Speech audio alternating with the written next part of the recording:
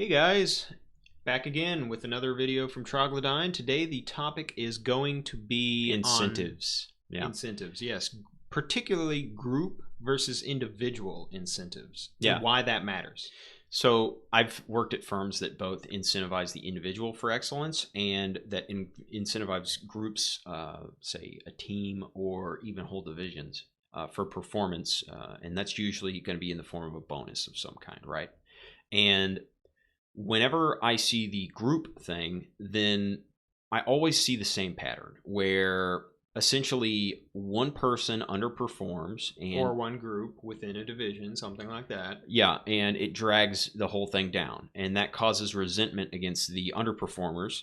Or vice versa, you have somebody, say, in a team or a particular team in a division that outperforms, but yet they don't actually get what they're worth, even though everybody else meets their objectives. They went above and beyond and they didn't get extra for doing so. Right. And Yeah. so they feel resentment as well for thinking, hey, we put in the extra effort and yet still, these other guys that did hardly jack squat, we basically carried them and there you go. Yeah, essentially, the reality is that incentive structure, what it incentivizes is mediocrity. Yes, it incentivizes mediocrity and in fact breeds resentment and also indignation. Yeah. And those sorts of conflicts at the firm, there's no real way of getting around it because most of the people who put these incentive structures in place don't actually understand anything about human nature, and they don't realize that basically it's just the old vice of envy coming out. It's the green-eyed monster. And I would say probably in my life, I've seen more relationships destroyed through envy than anything else. It's just, it really is this pernicious sort of thing in human relations, such to the point that it's considered one of the deadly sins and that it does kill people, you know? Right. So, And there's ways to avoid this. All you have to do as far as rewarding success is okay, let's think about what actually individuals respond to and respond to in a positive manner towards working towards your company's goals, right? yeah. And generally, the way I've seen this actually work in practice is incentivizing the individual instead of the group. And of course, this is going to bring out some people who are like, feel like it's unfair, right? That one person comes out ahead while the other doesn't. Right, which again is a category of the green-eyed monster. It's, a pretty easily identifiable one, but it's one that is not necessarily a group dynamic. It's not necessarily, say, enforcing a type of standard of work because of resentment for either I overperform and I don't get rewarded, or I underperform and I then nobody gets what they want and then Yeah. they hate me, which leads to certainly a minimum standard of work, which is I understand probably why a lot of people do that, but at the same time it gives you a ceiling as well. Yeah. And the place where a lot of people go wrong with this is that the individual incentivization, what they're rewarding is not actually what's useful to the firm. It's going to be things like personal relationships. This person is just my favorite. They're the ones who are gassing me up all the time emotionally, rather than this is the person who's really just absolutely killing it and Right. delivering on objectives, you know. And you see this type of individual reward system work pretty well in sales organizations, but that's because it's very easily quantifiable to figure out who's top dog. Well, who's the guy that made, $1 million in sales this month, that sort of thing, right? Yeah. If you've got something like that, it's extremely easy to know how to do individual reward schemes because it's just like, well, the proof's in the pudding, man, and it's immediately visible. Yeah. But for things like a development organization, it becomes a lot harder. Yeah, right? It's a lot harder to trace down. It's more work to figure out, well, more than just, oh, this guy's committing a lot or this guy is smashing a bunch of bugs. Well, it's more also, well, which person is responsible for the most bugs? Which person is creating the fastest code? Which person is making the code more maintainable? These are all difficult to judge, right. And to some extent they're going to not all rank the same place in the hierarchy of needs, shall we say. It's more of ordinal preferences, and the person who's really good at making things perform well, the person who's really good at making quality software, might fall behind somebody who builds, ramshackle prototypes because that's what the customer wanted today, which Yeah. is why you have to make that alignment right there so that it's very clear that this is what we're incentivizing. People who deliver the best on what the customer wants, Right. rather than these abstract things about the field in general. Yeah, which is whenever I see that for developers, usually the type of reward you get for that sort of excellence is typically a impromptu reward, and it's due to, say, I went above and beyond, like I SSH'd into some customer's box that was exhibiting a problem done by code, whether it's mine or not, figured out the problem live on the system, fixed it there for them so that they could continue whatever business they needed to do, and we moved on. And then later, the manager saw that and was like, yeah, you totally didn't need to do that, but it also totally saved us some money on this. So hey, here you go, Yeah. kind of thing. Or where you pull a all-nighter or something like that with some sort of software migration. Say you're helping out some of the sysadmins, being a code jockey, Yeah, you're debugger. putting your thumb in a dike because you're the only guy with a big enough thumb, Yeah. you have the skills, you're the one who can do it, so you just do it. Yeah, so sometimes as a dev, you get to do that role too. Yeah. And a lot of times they realize they're imposing on you for doing that because that isn't exactly what you signed on to do. But and if the company is good to you, they will reward you in those instances. If they're not, they won't. They'll in fact expect you to just keep doing those things and just abuse you. If you do that sort of thing and you don't see rewards coming shortly after, then all this tells you is to stop doing that. Yeah, and that sort of gets to what's the practical takeaway from all this.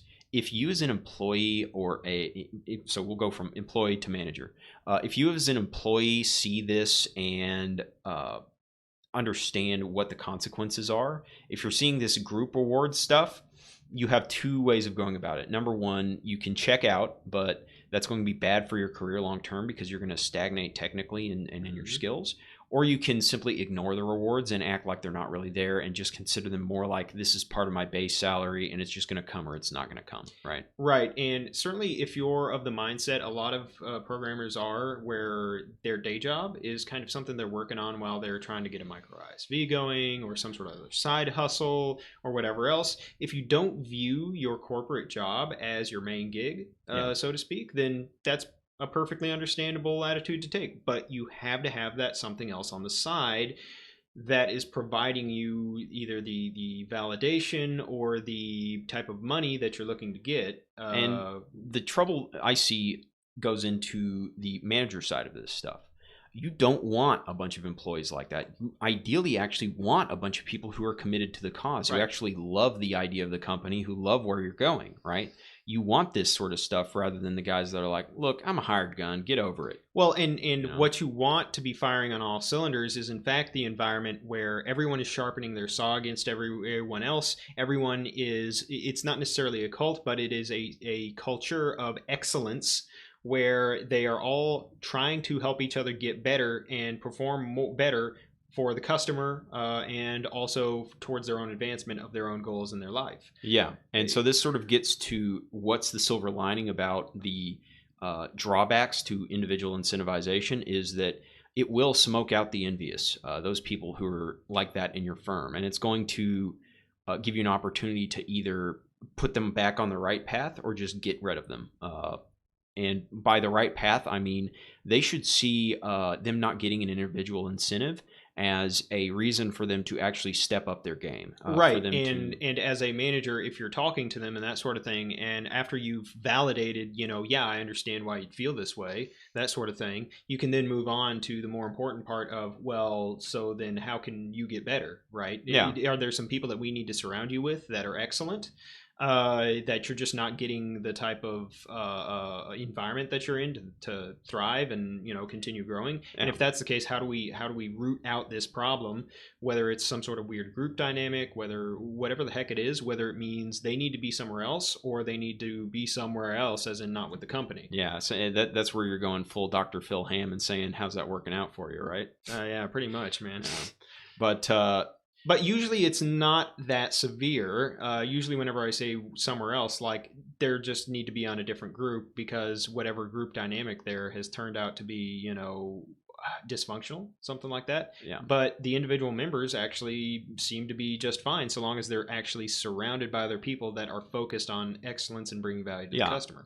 And that's the real toxic employees, are the ones that you introduce them into a group and they just sort of poison the discourse. Poison the well, right. And you can find those at the very least after 2 moves. Yeah. And if that's the case, no matter what group they're in, it just keeps seeming to underperform, and that guy's the only real guy who hasn't shown the ability to perform in the past. Well, no, they're the only independent variable as far as they're the only thing that we've seen change here. Then you can be pretty well aware of what's the going problem on. And at the end of the day, so why would I choose group over individual or vice versa?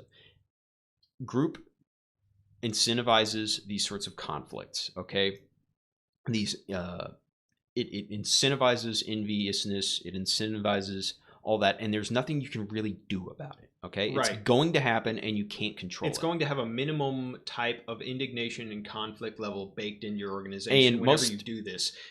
However, if there is one problem that it does solve, and it does solve it very well, if you have a minimum performance floor that you want to enforce, it will actually do it. Yeah. And so it's all about, do you want consistent output is really what, if you're not getting consistent output, that's probably where you would resort to it. But you have to understand this will poison the minds of your top performers. Yeah. And so that's something you honestly want to avoid if you can. So you're going to need to augment this with some individual incentives to keep them on the program. Yeah, like the only place where I've seen this type of incentive structure able to persist and that sort of thing is where the product was already a cash cow. It was already extremely mature. It was mostly in maintenance mode.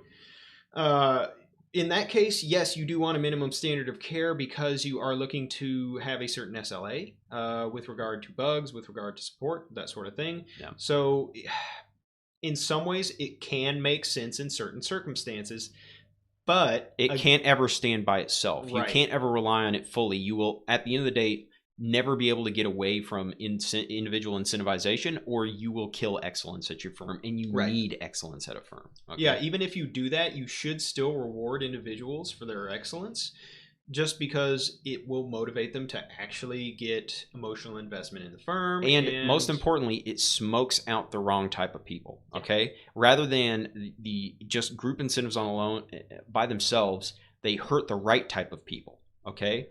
When you want to make the right type of people feel like they are being incentivized, and you want the wrong type of people in your system to feel like they're being punished. That's what your incentives need to line up to do. Because at the end of the day, that's true of any relationship. You're going to get more of what you incentivize and less of what you punish, right? Yeah, that's just how it works. And despite as scientific and cold that sort of approach is with things like operant conditioning, because that's effectively what we're talking about there. It does indeed work in practice. In many cases, the corporate environment acts much like a Skinner box. And so, like, if you're going to have the types of reward structures that lead to certain behaviors, you need to study that sort of science, because that's where you're wading into, whether you like it or not. Yeah, and that's all we got for today. So hope you enjoyed the video. See y'all later. Later.